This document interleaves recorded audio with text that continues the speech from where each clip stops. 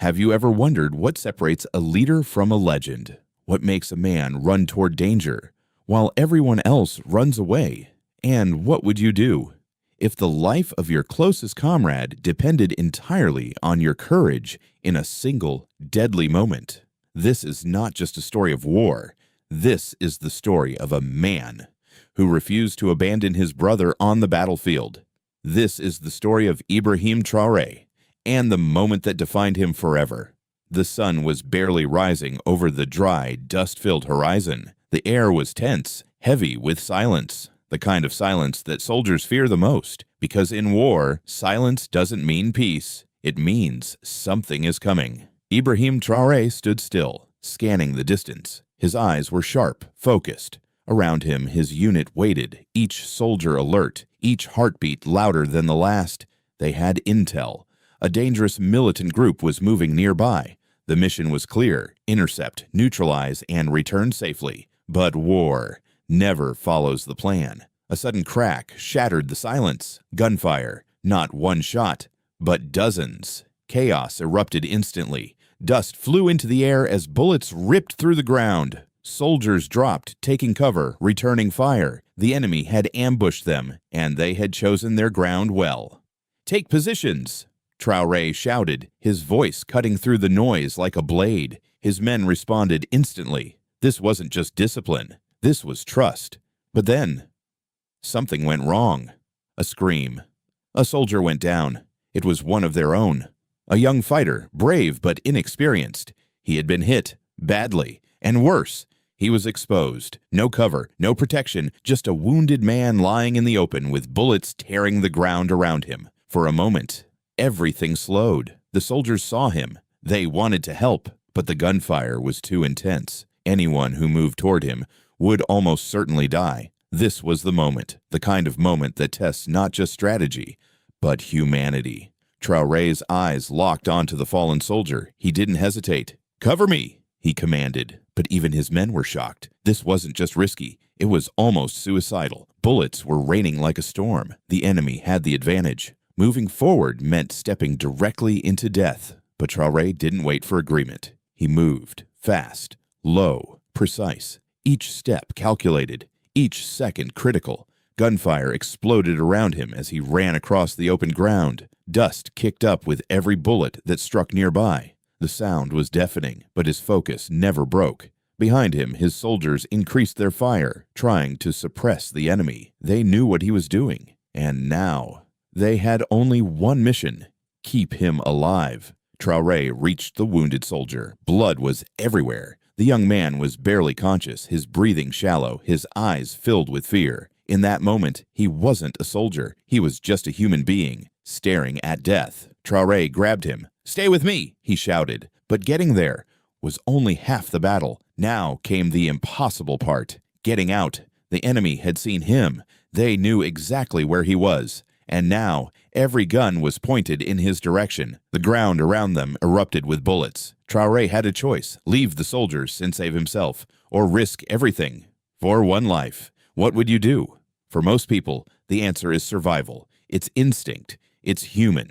But Traoré wasn't thinking about himself. He lifted the wounded man onto his shoulders, heavy, unconscious, bleeding. And then he turned back toward his unit. Every step now was harder, slower, more dangerous. Gunfire intensified. A bullet struck close, too close. Another tore through his uniform, but he kept moving, because in that moment, failure was not an option. His soldiers were shouting, firing, doing everything they could to create an opening. The battlefield had turned into a storm of noise and chaos, but in the center of it all, one man carried another through death itself. Step by step, second by second, closer, closer, and then an explosion. The ground shook violently as a blast hit nearby, throwing dust and debris into the air. For a moment, everything disappeared in a cloud of smoke. Had they made it? Was he still alive? The soldiers held their breath. And then, through the smoke, a figure emerged. Traoré, still standing, still carrying his comrade. The moment they saw him, the energy shifted. It wasn't just relief. It was something deeper, something powerful. Hope. He had done the impossible, but the danger wasn't over yet, because the enemy wasn't done, and the real fight was just beginning.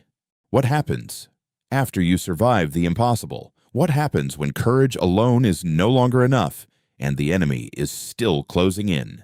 And how far can one man go when every second could be his last?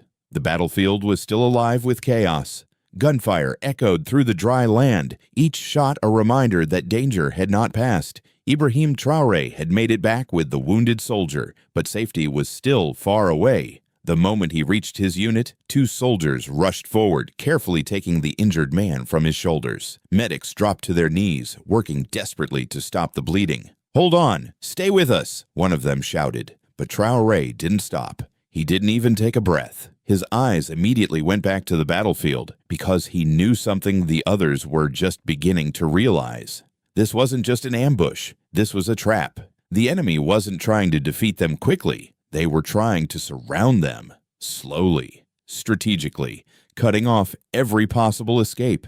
And if they succeeded, no one would make it out alive. "Listen to me," Traoré shouted, gathering his men. Even in chaos, his voice brought order.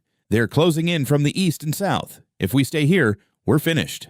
The soldiers looked around. The gunfire confirmed it. The enemy was repositioning, tightening the circle. Fear was creeping in, not because they were weak, but because they understood the reality of their situation. Outnumbered, outmaneuvered, out of time. But Traoré's face showed something different, not fear, focus. "There's only one way out," he said firmly. "We break through." It sounded simple, but everyone knew it was anything but. Breaking through meant charging directly into enemy fire. It meant risking everything, again. And this time, there would be no second chance. Traoré looked at each of his soldiers. These weren't just fighters. They were brothers, men who had trusted him, followed him, believed in him. And now, they were waiting for him to lead them one more time.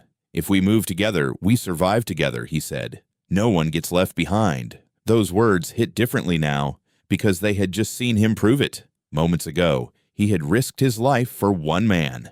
Now, they knew he would do it for all of them. The fear didn't disappear, but something stronger replaced it: determination. "On my signal," Traoré commanded. The soldiers tightened their grip on their weapons. Their breathing slowed, their focus sharpened. This was it, life or death. Now, they moved. A sudden explosive charge forward. Gunfire erupted instantly. Bullets flew past them, striking the ground, tearing through the air. But this time, they weren't reacting. They were attacking. Traoré led from the front. Every step forward was a statement. "We are not trapped. We are breaking free." The enemy fired relentlessly, trying to stop the advance. But something had changed. The soldiers weren't just fighting to survive. They were fighting for each other, for the man beside them, for the leader who had just shown them what true courage looks like. The distance felt endless. Every second stretched. Every movement mattered. One soldier stumbled, but another pulled him up. Another ran low on ammunition, but his teammate covered him. No one stopped. No one turned back, because turning back meant death. And then, a gap. Small, narrow, but real. Traoré saw it. "That way," he shouted, pointing toward the opening in the enemy line. It was their only chance. The soldiers redirected instantly, pushing toward the gap with everything they had left. Gunfire intensified as the enemy realized what was happening. They tried to close the opening, but it was too late. Traoré reached it first. He pushed through. One by one, the soldiers followed, and then silence. Not complete silence, but enough to know they had made it. They had broken through. They had survived. The battlefield was behind them now, the danger fading. The soldiers slowed down, breathing heavily, their bodies exhausted, their minds struggling to process what had just happened. They were alive, all of them, including the wounded soldier, who was still breathing. Traoré stood still for a moment, looking back at the battlefield they had just escaped. It could have ended very differently. It should have ended very differently, but it didn't, because one man refused to accept that outcome. A soldier approached him. "You saved him," he said quietly, glancing at the wounded comrade. Traoré didn't respond immediately. Instead, he looked at his entire unit, every face, every man who had made it out. "We saved each other," he finally said. And that was the truth, because leadership isn't about giving orders. It's about setting an example so powerful that others rise with you. That day, Ibrahim Traoré didn't just rescue a soldier, he did something far greater. He showed what it means to lead, not from behind, not from safety, but from the front, where the risk is highest.